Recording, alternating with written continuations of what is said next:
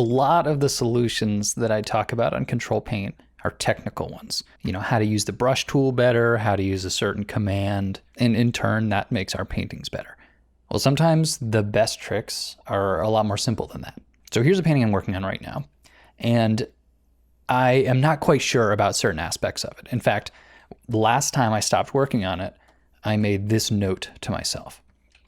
So this is to say, oh, I think, these two domes are too similar.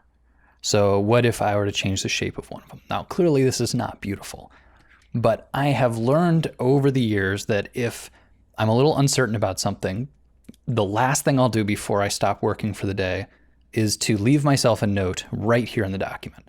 Because who knows how long it'll be till the next time I actually work on it. But then when I sit down, I'll have a question to answer, which is useful. And I'll also have a little bit of a magic power, which is objectivity. Because when you are working, we'll say before I finish this session, I was zoomed way in and I was doing all these little details, and I have now lost my objectivity. I am worrying about the very, very small scale changes, and I have no ability to look at the big picture and actually judge whether it's good or whether it's bad or what direction it's going in. Now, if you remember other videos in the past, I've talked about flipping the canvas horizontally. This is a great way to get a little bit of objectivity, or a fresh set of eyes, if you want to say it that way, because we work a while in one way and then we sort of fail to see any mistakes that are happening. But by flipping the canvas, you get kind of jolted back into objective reality. But even flipping the canvas starts to lose its magic when you've been working for a really long stretch. The next solution I'd suggest is to just stop. Maybe make a note to yourself, but importantly, do something else. Now, some of us don't have the luxury of going, to do a totally different activity. We need to meet deadlines. So what I've taken to doing is just switching paintings. So here I'm going to hit Ctrl+Tab and just switch between two open documents.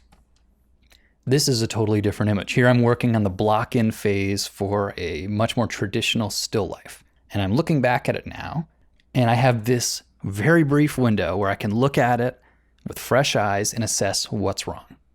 Now, what I was trying to accomplish in this phase was to just block in the colors. You can see it's still quite rough. And the immediate thing I notice here is that this gray cloth is a much cooler gray than the gray I have placed in here. So my first step immediately is just going to be try and change these values. So I'm not going to do a very careful polish pass. I'm just going to quickly put it in there, because it's not going to be long until I lose my objectivity again.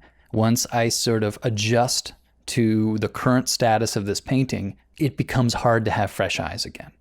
So I might work a while, and it could be that I work for, 2 hours at a time on one painting, and then I can Ctrl+Tab back to another one, and this is fresh again. I don't know what psychology it is that makes this possible. I don't know why our brains work this way, but I know that there is extreme power in having a fresh look at something. The particulars of how you work this into your workflow are up to you. Do you leave yourself notes right in the document? Do you keep a sketchbook next to your computer and take physical notes? Or do you just switch back and forth between a couple different paintings? However you do it, I encourage you to give this a try. Objectivity is one of those things that you don't realize that it's gone, but it is. And it's only when you switch to a different document that you actually see that you've been going off the rails. So you don't have to go to sleep at night and wake back up in the morning to make this work. You can just build it right into your workflow. And I think it'll help you. If you have any variations of this idea, we'd love to hear about them in the comments. I look forward to hearing from you guys. Thanks for coming to the site.